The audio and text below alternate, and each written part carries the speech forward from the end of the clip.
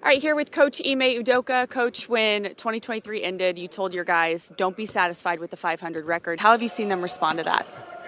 I think they've done a good job all year. We're just really searching for consistency and them taking that mindset of where we could be instead of where we are. But your record is your record, and that kind of says who you are. And so we want to be better in the new year. A big part of that consistency has been both Fred and Dylan and adding that veteran leadership.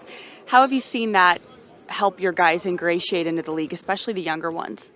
Yeah, I think they've been invaluable to our group. Not only the players, but they're extensions of us coaches on the floor.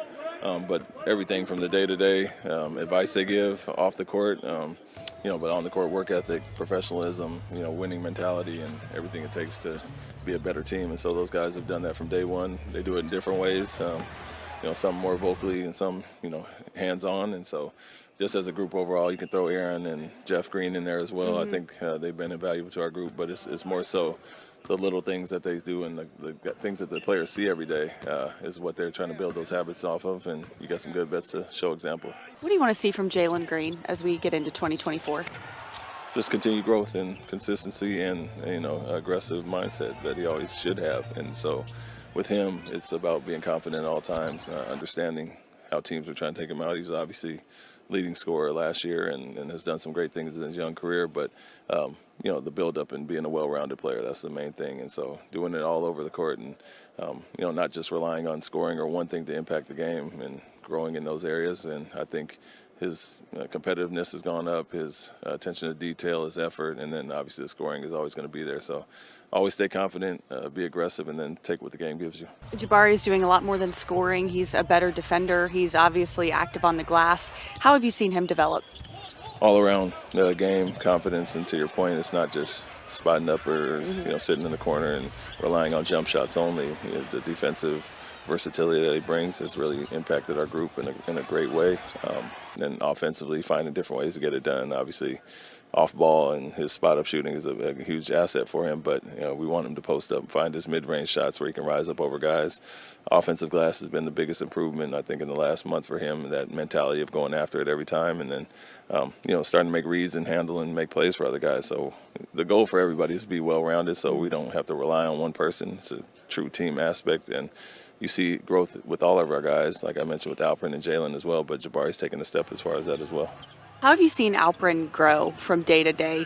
Where he's at now compared to the beginning of the season. It's really cool to see.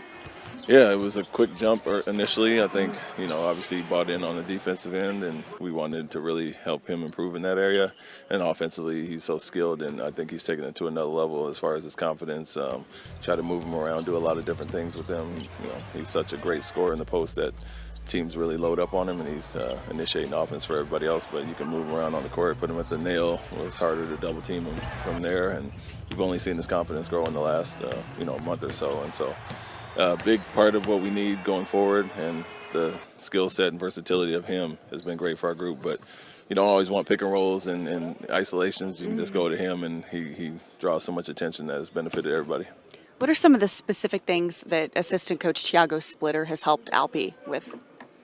Just that, Thiago's Brazilian but played in Europe for a long time, so they have that commonality, and that mindset. And Alperen'in always talks about being coached hard like coaches do in Europe, and so obviously I'm going to coach the way I coach, but Thiago's a kind of a voice in his ear, always reminding him of consistency and, not being lazy with certain things and striving to be better. And so Thiago played at a high level, obviously a championship player with our time in San Antonio, and he can really be hands-on and talk about examples and things he went through as a player.